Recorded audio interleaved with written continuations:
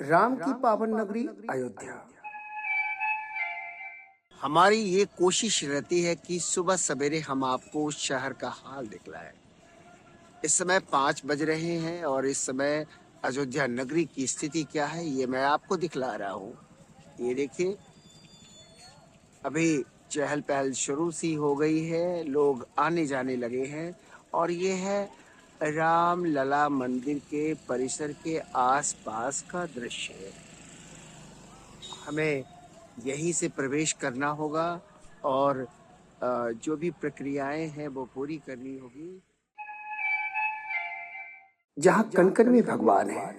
सुबह सवेरे जब राम की पैड़ी सरयू में पवित्र स्नान करने का अवसर आया तो लगा जैसे जन्म जन्मांतर के पाप ही धुल गए। तो ये है स्नान करने की बात भी जो हमने करी वो आपको मैं दिखला रहा हूँ। ये राम की पैड़ी है, सरयू की धारा को इस तरफ मोड़ा गया है ड्रेन करके और यहाँ लोग स्नान करते हैं।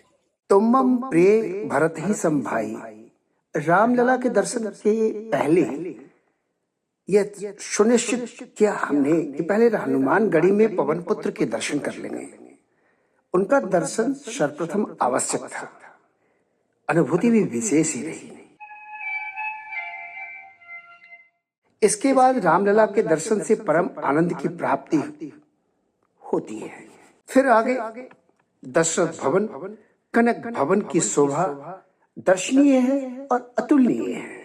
चक्रवर्ती महाराज दशरथ जी का राजमहल, जिसकी चर्चा हम कर रहे थे, जिसकी बात अक्सर होती है, उस महल के ठीक सामने हम हैं और आपको उसके दर्शन का लाभ भी करवा रहे हैं। न जाने क्यों सिया राम की बरबस यादें आ जाती हैं। कनक भवन का ये खूबसूरत अप्रतिम दृश्य है। एक राजमहल परिसर का ये दृश्य है जो हम आपको दिखा रहे हैं।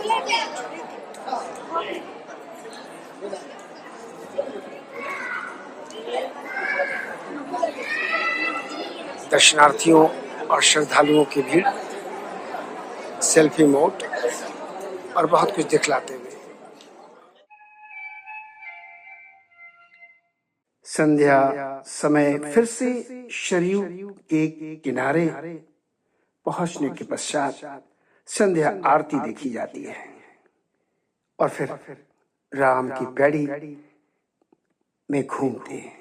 पीछे भजन चल रहा है और हम आपको दिखलाना चाह रहे हैं, यही है राम की पैड़ी।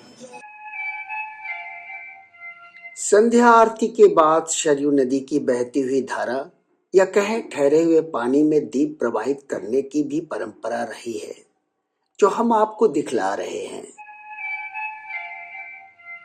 लौटते समय लता चौक के पास थोड़े क्षण के लिए विश्रामित हो जाइए और रुककर शहर का भव्य नजारा देख लीजिए।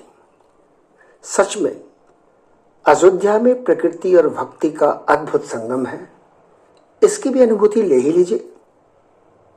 फिर मिलते हैं अगले ब्लॉग में, तब तक के लिए साथ बने रहिए।